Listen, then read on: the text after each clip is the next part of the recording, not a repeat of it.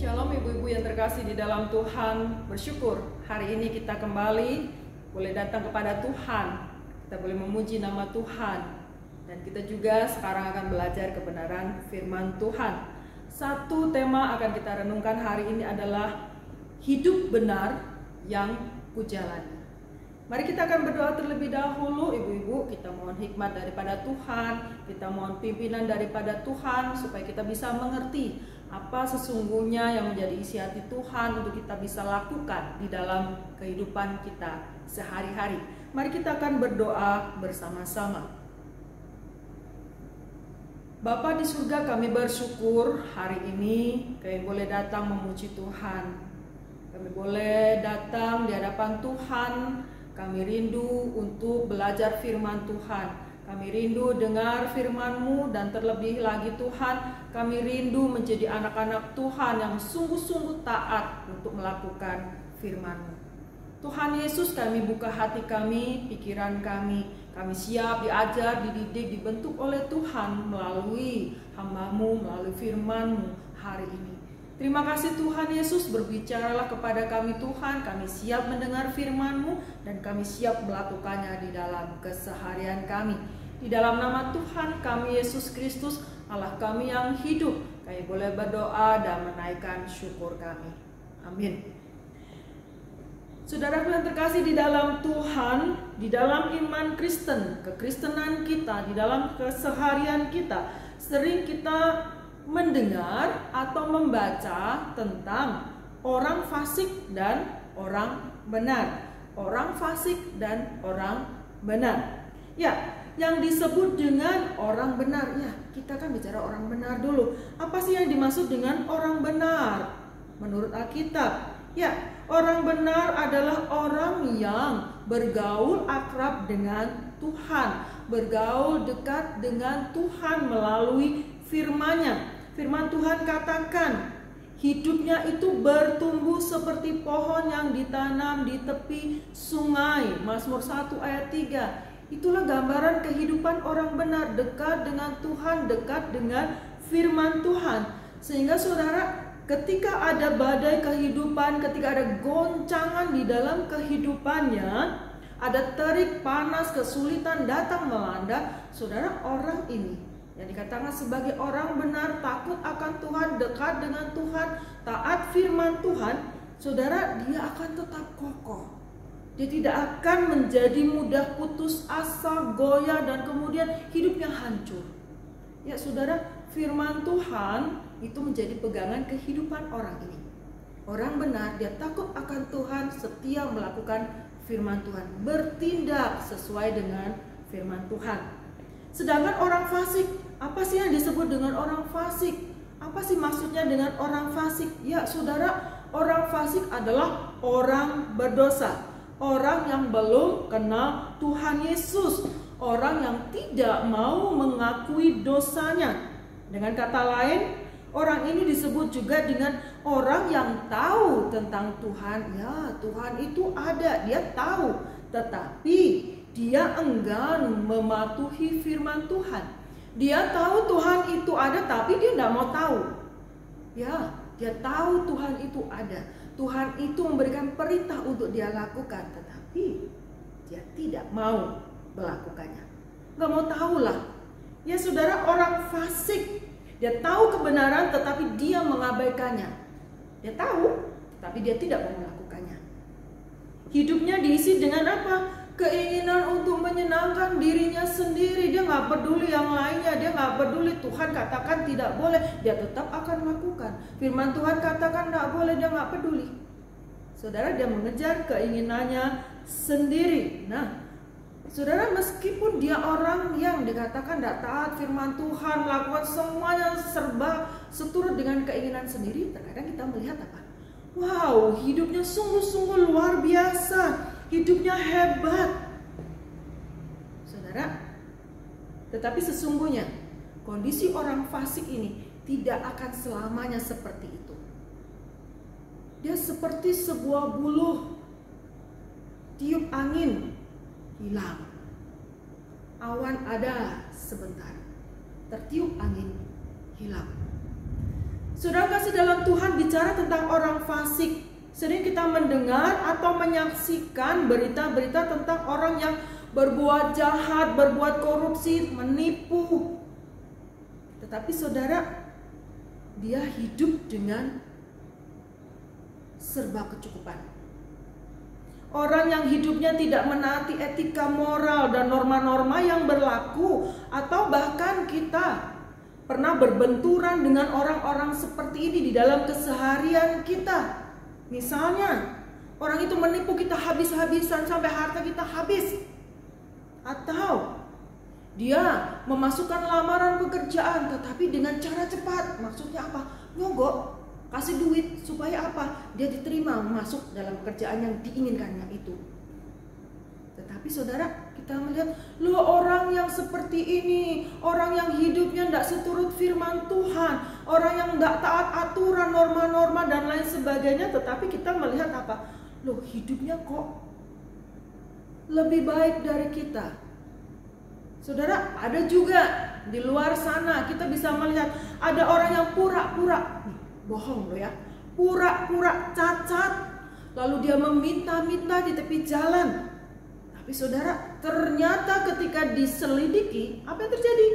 Wow, duitnya banyak banget dan rumahnya besar. Lebih besar, jauh lebih besar dari rumah kita. Duitnya, uangnya lebih banyak daripada uang kita. Lu dari bohong, dari menipu, pura-pura sebagai orang cacat, kemudian dia minta-minta. Saudara, dalam kompas.com ada berita yang mengatakan ada aksi komplotan pengemis ya di Kalimantan Tengah. Dia meraup uang hingga puluhan juta rupiah dan kebongkar. Kebohongan ini kebongkar. Sindikat peminta-minta dengan berdalih itu tadi belas kasihan terbongkar. Ternyata sindikat ini merupakan sebuah keluarga besar dan mengeksploitasi belasan anaknya. Untuk apa? Mengemis, meminta-minta. Saudara, pura-pura miskin, bukan? Saudara, total satu keluarga tersebut punya anak 12 ya, dan semuanya disuruh mengemis, meminta-minta, pura-pura miskin, pura-pura tidak punya apa-apa. Dan wow, duitnya banyak, hidupnya wow luar biasa. Lihat, kebohongan, pura-pura, menipu. Tapi kita melihat hidupnya sungguh luar biasa, hartanya banyak, rumahnya besar. Contoh yang lain, ada para koruptor, dia tetap hidup makmur, hidup berjaya, dan sepertinya saudara mereka tidak merasa bersalah sama sekali dengan apa yang mereka lakukan. Tindakan mereka itu mengeruk harta negara demi diri sendiri. Ya saudara, seolah-olah kita melihat bahwa hidup orang ini oke-oke aja. Lah itu menipu, duitnya banyak kok. Lah itu pura-pura, hartanya begitu melimpah kok. Loh itu buat curang, tapi dia diterima kerja kok. Lah aku jalan jujur, aku gak terima kerja kok di tempat yang kuinginkan itu. Saudara kasih dalam Tuhan, seolah-olah kita bisa melihat seperti ini dan kita berkata, loh gue pas-pasan, gue selalu mengalami kesulitan. Tapi orang itu jahat loh.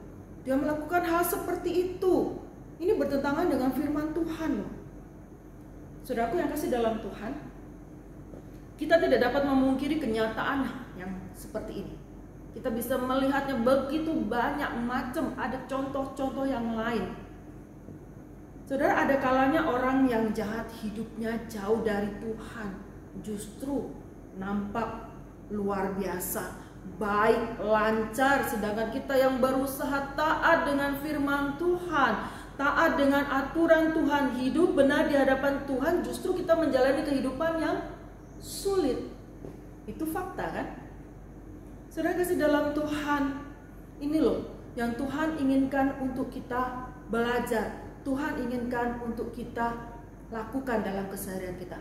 Kita orang benar, kita mengalami kesulitan, kita mengalami hal yang tidak menyenangkan dibanding dengan orang fasik yang hidupnya tidak seturut dengan firman Tuhan, tetapi hidupnya sungguh menyenangkan dalam pandangan kita. Saudara, proses daripada Tuhan untuk setiap kita, untuk kita belajar beriman kepada Tuhan. Saudara, menghadapi hal seperti ini apa harus kita lakukan? Coba kita lihat apa kata firman Tuhan. Hari ini kita akan membaca dari Mazmur 37 ayat 1 sampai dengan ayat yang ke-9. Saya akan bacakan bagi ibu-ibu dan saudara-saudari sekalian. Silakan boleh menyimak Alkitab masing-masing. Saya akan bacakan bagi kita sekalian. Mazmur 37 ayat 1 sampai dengan ke-9. Demikian bunyi firman Tuhan. Dari Daud, jangan marah karena orang yang berbuat jahat. Jangan iri hati kepada orang yang berbuat curang. Banyak kan kita melihat hal seperti ini? Sebab, lihat, sebab mereka segera lisut seperti rumput dan layu seperti tumbuhan hijau. Percayalah kepada Tuhan dan lakukanlah yang baik. Itu perintah Tuhan. Diamlah di negeri dan berlakulah setia. Dan bergembiralah karena Tuhan. Kenapa? Maka Ia akan memberikan kepadamu apa yang diinginkan hatimu. Ayat yang kelima. Serahkanlah hidupmu kepada siapa? Apa kata firman Tuhan? Serahkan hidupmu kepada Tuhan dan apalagi? Percayalah kepada Tuhan, percayalah kepadanya dan Ia, Tuhan itu akan bertindak untuk kita. Ayat yang ke-6. Ia, Tuhan itu akan memunculkan kebenaranmu seperti terang dan hakmu seperti siang. Ayat 7. Berdiam dirilah di hadapan Tuhan dan nantikanlah Dia. Jangan marah, kata firman Tuhan, karena orang yang berhasil dalam hidupnya, karena orang yang melakukan tipu daya. Jangan marah karena orang yang melakukan tipu daya. Ayat yang ke-8. Berhentilah, Tuhan berkata, stop, berhentilah marah dan tinggalkanlah panas hati itu dan jangan marah. Itu hanya membawa kepada kejahatan. Tuhan bilang apa? Stop. Jangan marah karena melihat orang yang hidupnya curang, orang yang berbuat semena-mena tidak sesuai dengan firman Tuhan. Stop, jangan marah karena mereka. Ayat 9. Ini dia, perhatikan ayat ke-9. Sebab orang-orang yang berbuat jahat, nih, janji Tuhan. Orang-orang yang berbuat jahat akan dilenyapkan. Tetapi, lihat ini, janji Tuhan buat setiap kita. Tetapi orang-orang yang menantikan Tuhan, ya, menanti-nantikan Tuhan akan mewarisi negeri. Saudaraku yang kasih dalam Tuhan, dari bacaan kita hari ini sekilas kita bisa melihat ada perbandingan. Ya, ada perbandingan bagaimana hidupnya orang fasik dan orang benar. Dan juga akhirnya seperti apa sih? Orang fasik seperti apa? Orang benar seperti apa? Dan endingnya apa? Ujung-ujungnya apa? Akhirnya apa? Saudara kasih dalam Tuhan, Mazmur 37 yang kita baca hari ini memberikan sekali lagi gambaran perbedaan antara kehidupan orang benar dan kehidupan orang fasik. Kita bisa lihat hal ini. Kita bisa lihat di dalam bacaan yang kita baca tadi. Ya saudara, pemazmur mengajak kita untuk apa ketika melihat kondisi yang seperti itu? Dikatakan apa? Tidak marah atau iri. Oke, mereka menjadi kaya, mereka menjadi seperti yang berhasil dengan pekerjaan mereka. Tetapi lihatlah, mereka curang, mereka berdusta, mereka berbohong. Karena itu apa kata firman Tuhan? Ya jangan iri dengan mereka. Kita tahu apa yang mereka lakukan itu salah. Apa yang mereka lakukan itu tidak berkenan di hadapan Tuhan. Jangan iri dengan keadaan mereka. Taatlah kepada Tuhan. Ya sudah kasih dalam Tuhan, jangan marah, jangan iri kepada orang fasik. Itu tadi loh, orang yang tahu Tuhan itu ada tetapi nggak mau tahu dan hidup semaunya sendiri, ya curang, ya bohong, ya dusta dan lain sebagainya.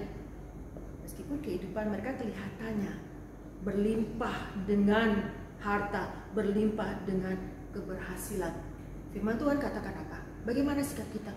Jangan iri, jangan marah. Ya, dengan kondisi mereka yang seperti itu. Kita bisa baca di ayat yang pertama tadi. Jangan marah karena orang yang berbuat jahat, jangan iri hati kepada orang yang berbuat curang. Itu kata firman. Bukan kata saya, tetapi kata firman Tuhan. Lalu apa selanjutnya? Saudara, firman Tuhan katakan apa? Tetap hidup, tetaplah hidup di dalam jalan Tuhan. Ketika kita melihat kondisi seperti itu, orang yang berbuat semaunya sendiri, Tuhan firman katakan apa firmannya? Ya, hiduplah tetap di jalan Tuhan. Percaya kepada Tuhan, itu kata firman Tuhan. Bergembira karena Tuhan, ya kita harus belajar mempercayai Tuhan dan tetap melakukan hal yang baik. Kita tinggal dalam lingkungan yang buruk, orang yang penuh tipu-tipu, kecurangan, dan kemudian apakah kita akan ikut-ikut dengan kondisi seperti itu? Firman Tuhan katakan apa? Tetap percayai Tuhan, bergembiralah karena Tuhan yang akan memampukan kita menjalani hari-hari kita. Tetap ikuti jalan Tuhan, hiduplah dengan tulus, hiduplah dengan jujur, serahkan hidupmu kepada Tuhan. Tidak usah ikut-ikut dengan keadaan mereka. Saudara, orang fasik, orang benar, siapakah kita? Apakah kita akan ikut dengan kehidupan mereka yang tidak taat kepada firman Tuhan? Dengan alasan, wow, hidup mereka lebih berkelimpahan daripada hidupku. Saudara, apakah tangan Tuhan kurang panjang untuk menolong kita, mencukupi segala kebutuhan kita? Saudara kasih di dalam Tuhan, tetaplah kita menanti janji Tuhan, pertolongan Tuhan, percaya kepadanya bahwa Tuhan akan menopang kehidupan setiap kita, menopang kehidupan anak-anaknya. Saudara kasih dalam Tuhan, ada seorang oma. Dia pergi ke gereja, dia marah sekali ketika pulang dari gereja. Di gereja dia memuji Tuhan, dia dengar firman Tuhan. Sampai di rumah dia marah. Kenapa dia marah? Apa yang terjadi? Saudara, ketika dia berangkat ke gereja, dia meninggalkan jemuran baju di halaman rumahnya. Dia berharap ketika sekitar jam 9 dia pulang, jemuran sudah mulai agak kering. Sebentar lagi kering. Dia senang, ada baju baru di sana dia jemur. Tapi saudara, ketika dia pulang dari gereja, orang katakan apa? Sukacitanya hilang. Kok bisa? Jemuran baju barunya hilang. Dia marah, dia ngomel, dia bingung. Kemana ini baju? Kenapa ini hilang semua? Aku baru beli, aku baru jemur. Kenapa hilang? Di lain hari saudara, betapa kecewanya dia. Di halaman rumahnya ada banyak pohon mangga, pohon buah mangga. Saudara, tetangganya datang dengan seenaknya, enak saja dia panjat pohon mangga itu, dia panen, dia ambil, dia petik. Ketika si oma ini mengatakan, kok tidak bilang-bilang ambil manggaku? Apa yang dikatakan tetangga itu? Saudara, cuek aja. Dia ambil, dia turun, dia pergi. Apa yang terjadi dengan oma ini? Gondok. Hatinya dongkol. Lo itu punyaku, bukan punyamu. Kamu ngambil, kamu tidak ngomong, kamu tidak minta, asal ngambil dan kemudian kamu pergi. Ketika ditegur tidak mengatakan maaf. Dia tidak bilang, oh sorry ya, maaf ya, aku boleh minta, enggak. Tidak katakan demikian. Di lain hari saudara, ketika dia pergi ke sawah, ketika dia ada tanam jagung, ada sayur-sayuran, saudara, dia melihat tetangganya yang lain dengan seenaknya membawa bakul. Dia diambil jagung, dia panen, diambil sayur, dia panen. Punya siapa? Punya si oma. Ketika melihat si oma, dia cuma bilang, mak, sudah. Tidak bilang, minta ya, enggak. Tapi diambil aja. Jagung punya siapa? Tetangga? No. Punya si oma. Sayuran punya siapa? Punya tetangga? No. Punya si oma. Tapi diambil dengan seenaknya. Rasa bersalah? Enggak. Saudara, bukan miliknya, tetapi diambil. Bukan miliknya, diambil dan tidak ngomong dengan yang punya. Di lain hari, si oma dongkol lagi. Kenapa? Satu kali dia pergi ke rumah cucunya karena cucunya sakit. Saudara dalam Tuhan, ketika dia pulang, betapa sedihnya, dia pingin marah, dia sedih. Ketika dia pulang dari tempat cucunya, saudara, kolam ikan lele dia yang sudah hampir panen itu habis. Ikan lele satu kolam itu habis semua. Hilang ikannya dalam satu malam. Pergi kemana ikan lele itu? Saudara kasih dalam Tuhan, diambil orang. Betapa marahnya, betapa dia kecewanya. Tetapi si oma akhirnya dia sadar. Firman Tuhan katakan apa? Kita tinggal dalam lingkungan orang-orang fasik, orang-orang yang tidak kenal Tuhan, yang hidup semau sendiri, mencari keuntungan diri sendiri. Kita harus tetap arahkan hidup kita, pandangan kita, percaya kita, iman kita kepada Tuhan. Firman Tuhan katakan, jangan marah, jangan kecewa, jangan iri. Percaya bahwa Tuhan akan bertindak. Ibu kasih dalam Tuhan, meskipun dia mengalami hal seperti itu, akhirnya ini menjadi proses bagi dia. Imannya semakin bertumbuh kepada Tuhan. Apakah Tuhan mengecewakan dia? Enggak. Tuhan melipat kali gandakan, mengganti apa yang hilang itu, meskipun dalam bentuk yang berbeda. Apakah karena kehilangan itu kemudian Oma ini menjadi miskin, berkekurangan dalam segala? Enggak, dia tetap cukup. Tuhan menggantikan dengan cara yang berbeda ketika Oma ini menaruh percaya kepada Tuhan. Ibu yang kasih di dalam Tuhan, orang benar tidak akan pernah ditinggalkan oleh Tuhan. Hidupnya akan selalu dipelihara oleh Tuhan ketika dia menaruh percaya itu kepada Tuhan. Dalam kondisi sulit, di tengah-tengah kehidupan yang tidak seturut firman Tuhan, dikatakan hidup orang fasik ada di sekeliling kita. Kita temui setiap hari, kita bisa jumpai dimanapun saat kita berada. Ketika kita mengandalkan Tuhan, Tuhan akan selalu menjaga kita. Tuhan akan selalu menunjukkan rancangannya buat setiap kita, asal kita mengarahkan hati kita kepada Tuhan. Ibu yang kasih dalam Tuhan, percayalah bahwa ada masa depan dan akhir yang baik bagi setiap kita. Hidup orang benar, hidup orang yang takut akan Tuhan, hidup orang yang seturut firman Tuhan. Ada rancangan indah yang Tuhan berikan kepada orang-orang seperti ini. Apakah itu ibu-ibu sekalian? Apakah itu saya? Selidiki hati kita masing-masing. Meskipun kita dikelilingi orang-orang fasik, tapi sekali lagi arahkan hati kita, mata kita, pandangan kita, hidup kita kepada Tuhan, firman Tuhan.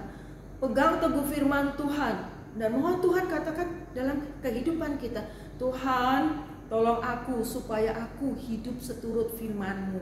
Meskipun aku hidup di tengah-tengah kehidupan orang fasik, orang yang hidup tidak seturut firman-Mu, ajarkan aku pegang teguh firman-Mu. Jangan kita berkompromi dengan mereka. Oke lah, sidik-sidik enggak apa-apa kayak mereka, korupsi-korupsi sidik enggak apa-apa, tipu-tipu sedikit enggak apa-apa. No. Kita punya standar yang pasti. Anak Tuhan hidup seturut dengan firman Tuhan. Enggak ada istilahnya dosa sidik-sidik kecil-kecil enggak apa-apa, nanti minta ampun lagi. No. Saudara, pegang teguh firman Tuhan. Hiduplah dengan benar. Jangan seperti orang fasik, hiduplah sebagai orang benar. Kita udah percaya kepada Tuhan Yesus sudah menghapus dosa kita. Maka kita harus hidup seturut dengan firman Tuhan. Ada standar kehidupan kita, Tuhan sudah tetapkan. Firman Tuhan, ada teladan yang Tuhan sudah berikan. Kita tinggal mengikuti langkah teladan daripada guru kita, Yesus Kristus. Ibu kasih dalam Tuhan, hari ini kita diingatkan oleh firman Tuhan. Meskipun kita ada di tengah-tengah kehidupan orang-orang yang fasik, tidak takut akan Tuhan, hidup yang semau sendiri, tetapi kita, anak-anak Tuhan, sudah terima Tuhan Yesus dalam kehidupan kita sebagai Tuhan dan Raja. Jangan pernah kita kompromi dengan kehidupan mereka. Ambil komitmen untuk apa? Pegang teguh firman Tuhan. Aku mau hidup seturut dengan firman Tuhan. Aku mau hidup benar di hadapan Tuhan. Dengan kekuatan kita sendiri kita nggak akan bisa. Tetapi dengan kekuatan Tuhan, mohon pimpinan daripada Tuhan, kita bisa melakukan semua itu. Kita bisa menghadapinya meskipun kehidupan kita sulit. Dalam firman Tuhan hari ini yang kita dengar, kita bisa melakukannya dalam kehidupan kita sehari-hari. Mohon Tuhan pimpin, mohon Tuhan berikan kekuatan, mohon Tuhan berikan hikmat untuk kita bisa melakukan dalam keseharian kita. Mari kita akan berdoa bersama. Bapa di surga, ajarkan kami Tuhan untuk bisa membedakan bagaimana hidup orang fasik, bagaimana hidup orang benar. Dan kami Tuhan, kami mau memilih hidup sebagai anak Tuhan, hidup orang benar. Hidup kami takut akan Tuhan, tidak semau sendiri. Hidup kami meneladani hidup Tuhan. Hidup kami seturut dengan firman Tuhan. Di tengah kehidupan yang penuh dengan kecurangan, kehidupan yang penuh dengan tipu daya dan hal-hal yang tidak berkenan di hadapan Tuhan, Tuhan Yesus ajarkan kami, pandangan kami diarahkan kepada Tuhan. Dan Tuhan, Kau dapati kami sampai akhir hidup kami adalah anak-anak Tuhan yang setia kepada Tuhan.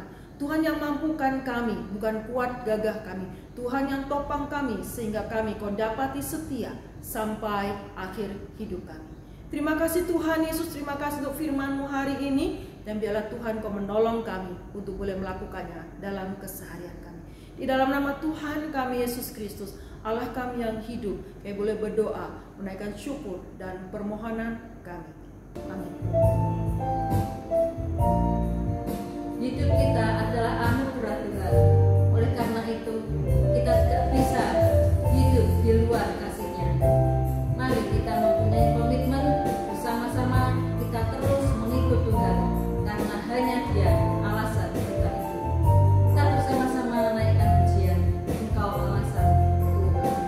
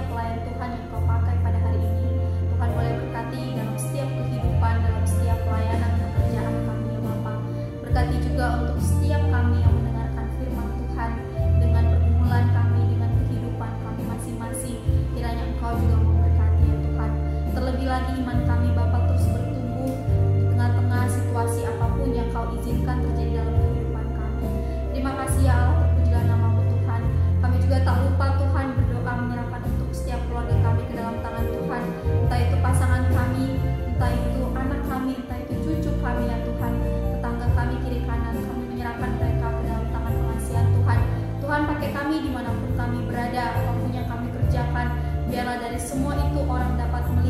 Kristus yang hidup di dalam kami, dan kami adalah murid-murid Kristus yang sejati. Terima kasih Yesus, terpujilah namamu Tuhan. Kami akan kembali melanjutkan aktivitas kami masing-masing. Kiranya Tuhan terus menguatkan kami. Di dalam nama Yesus Kristus kami berdoa. Amin. Mari Ibu yang kasih dalam Tuhan, kita mengarahkan hati kita kepada Tuhan, dan kita mau terima berkat daripada Tuhan.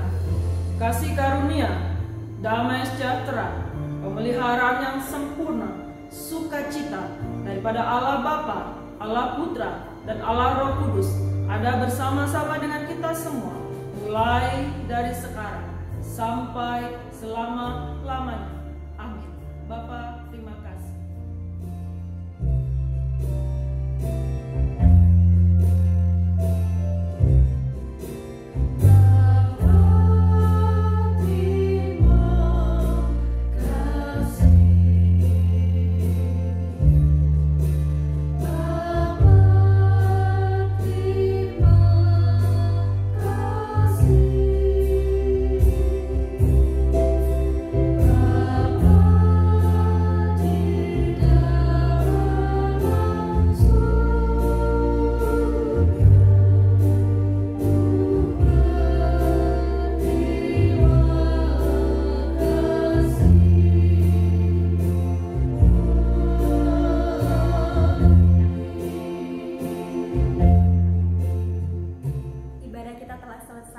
Tetap jaga kesehatan, lakukan protokol kesehatan. Sampai jumpa di dalam ibadah kita selanjutnya. Tuhan Yesus memberkati.